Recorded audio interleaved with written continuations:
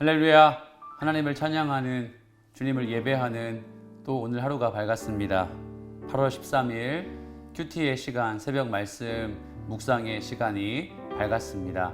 우리 함께 기도하며 이 시간의 문을 열도록 하겠습니다. 하나님 아버지, 감사합니다. 우리에게 은혜 주셔서 주의 은혜로 하루하루 주님과 함께 동거하며 하나님의 은혜를 경험케 하시니 감사합니다. 이 시간 우리에게 사사기 말씀, 큐티 말씀 묵상을 통해 하나님의 은혜 발견할 수 있도록 도와주시옵소서. 하나님의 은혜를 경험할 수 있도록 특별한 은혜로 채워주시옵소서. 예수님의 이름으로 감사하며 기도합니다. 아멘. 자, 오늘 우리에게 주시는 하나님의 말씀 구약성경 사사기입니다. 5장 19절부터 31절까지의 말씀입니다. 사사기 5장 19절로 31절까지의 말씀입니다. 왕들이 와서 싸울 때에 가나안 왕들이 무깃도 물가 다안악에서 싸웠으나 은을 탈취하지 못하였도다. 별들이 하늘에서부터 싸우되 그들이 다니는 길에서 시스라와 싸웠도다. 기손강은 그 무리를 표류시켰으니 이 기손강은 옛 강이라. 내 영혼아, 내가 힘있는 자를 밟았도다. 그때의 군마가 빨리 달리니 말국 소리가 땅을 울리도다. 여호와의 사자의 말씀에 메로스를 저주하라. 너희가 거듭거듭 그 주민들을 저주할 것은 그들이 와서 여호와를 돕지 아니하며 여호와를 도와 용사를 치지 아니함이니라 하시도다. 겐사람 헤벨의 아내 야엘은 다른 여인들보다 복을 받을 것이니 장막에 있는 여인들보다 더욱 복을 받을 것이로다. 시스라가 물을 구함에 우유를 주되 곧 엉긴 우유를 귀한 그릇에 담아주었고 손으로 장막 말뚝을 잡으며 오른손에 일꾼들의 방망이를 들고 시스라를 쳐서 그의 머리를 뚫되 곧 그의 관자놀이를 꿰뚫었도다. 그가 그의 발 앞에 구부러지며 엎드러지고 쓰러졌고 그의 발 앞에 구부러져 엎드러져서 그 구부러진 곳에 엎드러져 죽었도다. 시스라의 어머니가 창문을 통하여 바라보며 창살을 통하여 부르짖기를 그의 병거가 어찌하여 더디오는가, 그의 병거들의 걸음이 어찌하여 늦어지는가 하네. 그의 지혜로운 시녀들이 대답하였겠고 그도 스스로 대답하기를 그들이 어찌 노량물을 얻지 못하였으랴, 그것을 나누지 못하였으랴. 사람마다 한두 처녀를 얻었으리로다. 시스라는 채색 옷을 노력하였으리니 그것은 수놓은 채색 옷이리로다. 곧 양쪽에 수놓은 채색 옷이리니 노력한 자의 목에 꾸미리로다 하였으리라. 여호와여, 주의 원수들은 다 이와 같이 망하게 하시고 주를 사랑하는 자들은 해가 힘있게 도듬같게 하시옵소서. 하니라. 그 땅이 40년 동안 평온하였더라. 여성 사사인 드보라의 승리 스토리는 참 신기하고 참 기이합니다. 이미 여성 사사를 소개할 때부터 사실 이 사람은 일반적인 여타 다른 남성 사사들과 다르게 여성이라는 사회적 약자의 지위를 내포해주고 있죠. 이른바 남자들보다 못한 핸디캡이 드보라에게 있다는 것, 우리 사사기 말씀을 보며 이미 알고 있습니다. 그런데 그런 여성 사사 드보라에게 결정적인 승리를 안겨준 사람은 또 누구죠? 네, 겐 사람 헤벨의 아내 야엘이라는 한 여인이었습니다. 일반적인 주부 혹은 한 남자의 아내 정도 되는 더 약한 여인과도 같은 사람입니다. 이 사람은 군사적인 훈련을 받은 적도 없고 용맹한 장군도 아닌 연약한 한 여인에 불과했습니다. 오늘 본문은 드보라의 노래 두 번째 시간인데, 드보라가 지금껏 하나님의 백성으로 사사로 미디안의 군대를 물리친 이후 이 하나님이 하신 전쟁을 고백하는 과정 가운데 여성 사사 드보라와 한 여인 야엘의 활약 없이는 이 전쟁에서 이길 수 없다는 걸 스스로 고백하고 있지 않습니까? 전단락에서 우리가 어제죠. 바로 전날 이 드보라의 노래를 살펴보셨듯이 지금 오늘 이 두 번째 단락도 큰 주제로 볼 때는 사실 이어지는 맥락이기도 합니다.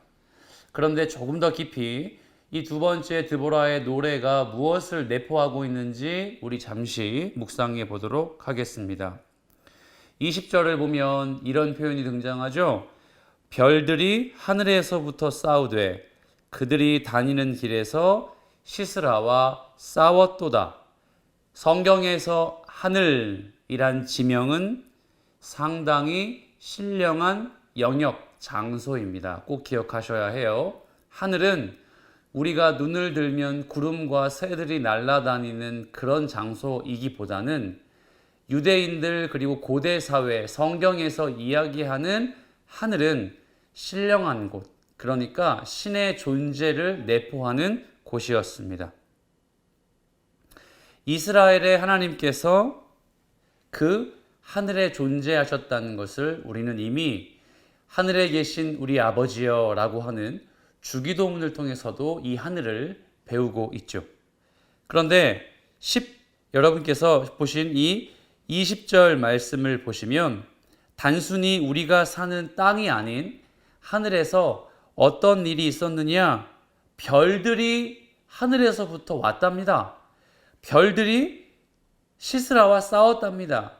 그럼 이 성경을 전문 학자나 목사님들이 주해하지 않아도 이런 추측이 가능하겠죠? 별들은 하늘에 계신 하나님의 무엇인가 사명을 전달하는 메신저다. 별들을 통해 하나님의 뜻이 그 전쟁의 터에 드러났다라는 것을 말입니다.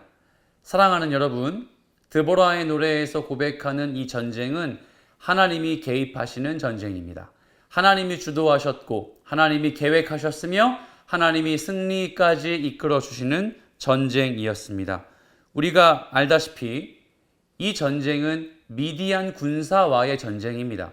하지만 여러분 19절 보십시오. 19절에서 힌트가 있죠. 하늘에 하나님께서 별들을 보내서 움직이시는 이 전쟁의 적군이 한 나라가 아니라 가나안 왕들이라고 나와요. 무슨 의미일까요? 갑자기 적군이 많이 늘었을까요? 아니에요.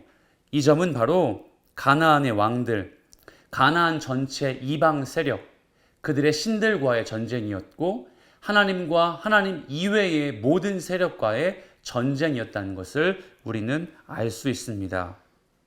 여러분, 시스라의 군대, 이 군대는 900대의 철병거가 있었습니다. 강력한 병력이었죠. 우리가 알다시피 이스라엘의 군대는 철기 문명이 아니었고 학자들에 의하면 청동기 문명을 보내고 있는 이렇게 말하면 좋을까요? 군사력이 부족하거나 도태된 민족이었습니다. 여러분, 전쟁하기에 안성맞춤의 상황은 아니었던 거예요.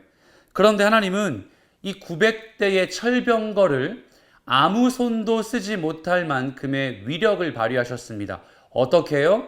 더 많은 천군천사 군대를 보내셔서요? 아니요. 이렇게 나와 있어요. 21절입니다. 기손강은 그 무리를 표류시켰으니. 갑자기 기손강이 범람했습니다. 그래서 기손강 일대가 진흙투성이가 되었고 제 아무리 강력한 철병거라 할지라도 이 진흙투성이 때문에 앞으로 전진할 수가 없었고 이 이스라엘 백성들과의 전쟁에서 철병거의 위력을 발휘할 수가 없었어요. 22절을 보면 이런 표현이 있죠. 가나안의 말들은 이리저리로 도망갔다. 보이세요? 여기서 가나안의 말들이 뛰어다니는 게 어떤 의미일까요? 그렇습니다. 병거에서 자유롭게 된 말들이 혼비백산 도망갔다는 표현이에요. 여러분, 이 상황이 이미지로 그려지십니까? 전쟁의 승리가 무기와 병력에 달려있지 않다는 걸 다시 한번 확인할 수 있는 대목 아니겠습니까? 사랑하는 여러분, 결국 이 방식으로 전쟁의 승리는 이스라엘에게 다가왔습니다. 병거와 마병으로, 군사력으로 승리를 맛보게 된 것이 아니라 전혀 예상치 못한 약자들을 통해서, 하나님만의 방식을 통해서 승리를 맛보게 하셨습니다. 그런데 여러분, 말씀을 보면 한 가지 우리에게 중요한 힌트를 주고 있습니다. 23절에 여기에 보면 메로스라는 지역에 거주하는 사람들을 정죄하고 저주하는 표현이 나옵니다. 이렇게 예측해 볼 수 있어요. 하나님의 전쟁 방식을 인정하고 믿던 사람들이 있었는가 하면 메로스라는 지역에 거주했던 사람들은 그 편에 서지 않았던 거예요. 하나님 전쟁의 방식을 순종하지 않았던 겁니다. 이것이 바로 이 메로스 지역의 사람들의 태도야말로 우리가 꼭 명심해야 할 신자의 의무라고 할 수 있습니다. 전쟁은 하나님이 하십니다. 우리의 역할은 어느 편에 서는가입니다. 하나님 편에 서서 하나님 주시는 축복을 경험하는 주의 백성이 될 것인가? 하나님의 방식으로 가는 것을 도무지 이해할 수 없고 믿을 수가 없어서 그 반대편에 설 것인가 하는 선택의 기회가 우리에게 있습니다. 적어도 우리가 구해야 할 것은 하나님, 나의 우둔함이 하나님 반대편에 서지 않을 수 있도록 도와주시옵소서. 하나님, 나의 우둔함 때문에 축복의 자리를 발로 뻥 차지 않고 그 영광스러운 주님의 원리에 이해하고 믿음으로 그 축복의 자리를 쟁취하는 주의 백성이 될 수 있도록 인도해 주시옵소서. 여러분, 이 기도는 적어도 하나님 내 편 돼주세요. 하나님 내 편이 돼주셔서 제 길 잘 인도해 주세요. 이것하고는 좀 거리가 멀겠죠. 우리 신앙의 성패는 우리가 여러분이 하나님 편에 서시는 것입니다. 오늘도 이 하루 하나님 편에 서셔서 하나님 편에서 거주하시며 하나님이 주시는 은혜를 만끽하시고 말씀이 주시는 기쁨을 만끽하시길 살아계신 예수 그리스도의 이름으로 축복합니다. 함께 기도하겠습니다. 놀라우신 주님, 우리의 신앙의 성패가 하나님 편에 서야 함을 고백합니다. 그것에 달려있음을 인정합니다.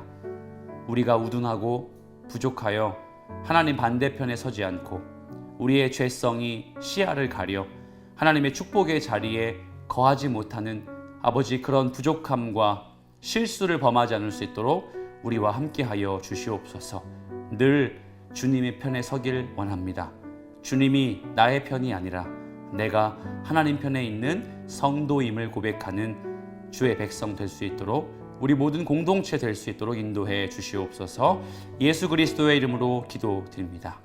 아멘. 여러분 어떠세요? 오늘도 하나님 편에 서십시오. 하나님이 주시는 은혜 누리며 사십시오. 주님 오늘도 우리에게 말씀하십니다. 내가 너의 편이 아니라 너희가 나의 편에 서는 것이 그게 믿음이며 신앙생활이다. 이 은혜 꼭 기억하시는 여러분 되시길 축복합니다.